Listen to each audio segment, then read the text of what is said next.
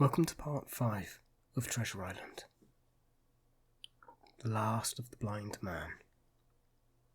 My curiosity, in a sense, was stronger than my fear, for I could not remain where I was, but crept back to the bank again, whence, sheltering my head behind a bush of broom, I might command the road before our door. I was scarcely in position ere my enemies began to arrive. 7 or 8 of them, running hard, their feet beating out of time along the road, and the man with the lantern some paces in front. 3 men ran together, hand in hand, and I made out, even through the mist, that the middle man of this trio was the blind beggar.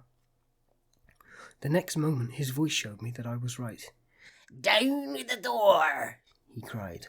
"Aye, aye, sir," answered 2 or 3, and a rush was made upon the Admiral Benbow, the lantern-bearer following, and then I could see them pause, and hear speeches passed in a lower key, as if they were surprised to find the door open.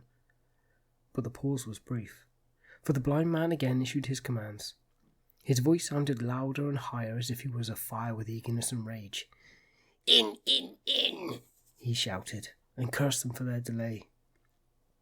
4 or 5 of them obeyed at once, 2 remaining on the road with the formidable beggar. Then there was a pause, and then a cry of surprise, and then a voice shouting from the house, "Bill's dead!" But the blind man swore at them again for their delay. "Search him, some of you shirking lubbers, and the rest of you aloft and get the chest," he cried. I could hear their feet rattling up our old stairs, so that the house must have shook with it. Promptly afterwards, fresh sounds of astonishment arose. The window of the captain's room was thrown open with a slam and a jingle of broken glass, and a man leaned out into the moonlight, head and shoulders, and addressed the blind beggar on the road below him. "Pew!" he cried. "They've been before us. Someone's turned the chest out alow and aloft." "Is it there?" roared Pew. "The money's there." The blind man cursed the money. "Flint's fist, I mean," he cried. "We don't see it here nohow," returned the man. "Here, you below there, is it on Bill?" cried the blind man again. At that another fellow, probably him who had remained below to search the captain's body, came out of the door of the inn. "Bill's been overhauled already," he said. "Nothing left." "It's these people of the inn. It's that boy. I wish I had put his eyes out," cried the blind man. Pew. "There was no time ago. They had the door bolted when I tried it. Scatter, lads, and find them." "Sure enough, they left there glimmer," said the fellow from the window. "Scatter and find them. Rout the house out," reiterated Pew, striking with his stick upon the road. Then there followed a great to-do through our old inn, heavy feet pounding to and fro, furniture thrown over, doors kicked in, until the very rocks re-echoed and the men came out again, one after another, on the road and declared that we were nowhere to be found. And just the same whistle that had alarmed my mother and myself over the dead captain's money was once again more clearly audible through the night, but this time twice repeated. I had thought it to be the blind man's trumpet, so to speak, summoning his crew to the assault, but I now found it was a signal from the hillside towards the hamlet, and from its effect upon the buccaneers, a signal to warn them of approaching danger. "There's Dirk again," said one. "Twice! We'll have to budge, mates." "Budge, you skulk!" cried Pew. "Dirk was a fool and a coward from the first. You wouldn't mind him. They must be close by. They can't be far. You have your hands on it. Scatter and look for them, dogs. Oh, shiver my soul," he cried. "If I had eyes!" This appeal seemed to produce some effect, for 2 of the fellows began to look here and there among the lumber, but half-heartedly, I thought, and with a half eye on their own danger all the time, while the rest stood irresolute on the road. "You have your hands on thousands, you fools, and you hang a leg. You'll be as rich as kings if you could find it. And you know it's here, and you stand there skulking. There wasn't one of you dare face Bill, and I did it, a blind man, and I'm to lose my chance for you. I'm to be a poor crawling beggar sponging for rum when I might be rolling in a coach. And if you had the pluck of a weevil in a biscuit, you would catch them still." "Hang it, Pew, we've got the doubloons," grumbled one. "They might have heard the blessed thing," said another. "Take the George's, Pew, and don't stand there squalling."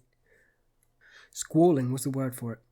Pew's anger rose so high at these objections till at last, his passion completely taking the upper hand, He struck at them right and left in his blindness, and his stick sounded heavily upon more than one. These, in their turn, cursed back at the blind miscreant, threatened him with horrible turns, and tried in vain to catch the stick and wrest it from his grasp. This quarrel was the saving of us, for while it was still raging, another sound came from the top of the hill on the side of the hamlet. The tramp of horses galloping.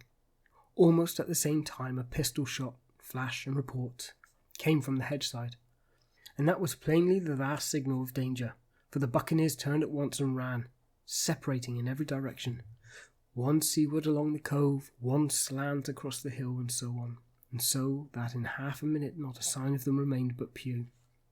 Him they had deserted, whether in sheer panic or out of revenge for his ill words and blows I do not know. But there he remained behind, tapping up and down the road in a frenzy, groping and calling for his comrades. Finally he took a wrong turn and ran a few steps past me, towards the hamlet, crying, "Johnny, Black Dog Dirk," and other names. "You won't leave old Pew, mate, not old Pew." Just then the noise of horses topped the rise, and 4 or 5 riders came in sight in the moonlight and swept at full gallop down the slope. At this Pew saw his error, turned with a scream, and ran straight for the ditch, into which he rolled.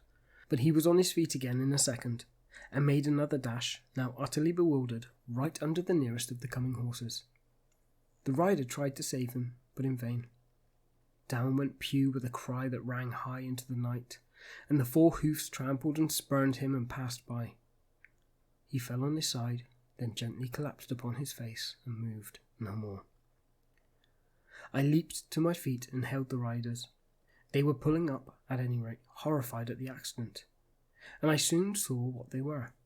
One, tailing out behind the rest, was a lad that had gone from the hamlet to Dr. Livesey. The rest were revenue officers, whom he had met by the way, and with whom he had had the intelligence to return at once. Some news of the lugger in Kit's Hole had found its way to supervise the dance, and set him forth that night in our direction. And to that circumstance my mother and I owed our preservation from death.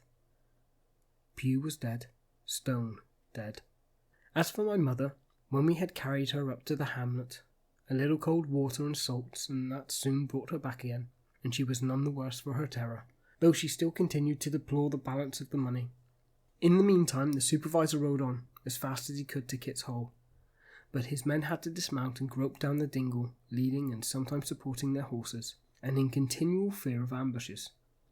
So it was no great matter for surprise that when they got down to the hole the lugger was already under the way, though still close in. He held her, a voice replied telling him to keep out of the moonlight or he would get some lead in him, and at the same time a bullet whistled close by his arm. Soon after the lugger doubled the point and disappeared. Mr. Dance stood there, as he said, "Like a fish out of water," and all he could do was to dispatch a man to warn the cutter. "And that," he said, "is just about as good as nothing. They've got off clean and there's an end, only," he had, "I'm glad I trod on Master Pew's corns," for by this time he had heard of my story. I went back with him to the Admiral Benbow, and you cannot imagine a house with such a state of smash. The very clock had been thrown down by these fellows in their furious hunt after my mother and myself, and though nothing had actually been taken away except the captain's money bag and a little silver from the till, I could see at once that we were ruined. Mr. Dance could make nothing of the scene. "They got the money, you say? Well then, Hawkins, what in fortune were they after? More money, I suppose?" "No, sir, not money, I think," replied I. "In fact, sir, I believe I have the thing in my breast pocket, and to tell you the truth, I should like to get it put in safety." "To be sure, boy. Quite right," said he. "I'll take it if you like." "I thought perhaps Dr. Livesey—" I began. "Perfectly right," he interrupted very cheerily. "Perfectly right. And a gentleman and a magistrate. And now I come to think of it, I might as well ride round there myself and report to him or squire. Master Pew's dead when all's done. Not I regret it, but he's dead, you see, and people will make it out against an officer of His Majesty's revenue, if make it out they can. Now I'll tell you, Hawkins, if you like, I'll take you along." I thanked him heartily for the offer, and we walked back to the hamlet where the horses were. By the time I had told mother of my purpose, they were all in the saddle. Dogger, said Mr. Dance, you'll have a good horse. Take up this lad behind you.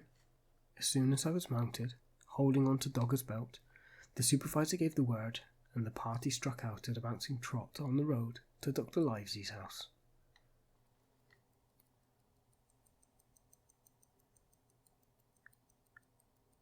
And that was Chapter 5 of Treasure Island. I hope you enjoyed it, and I'll speak to you soon. Goodbye.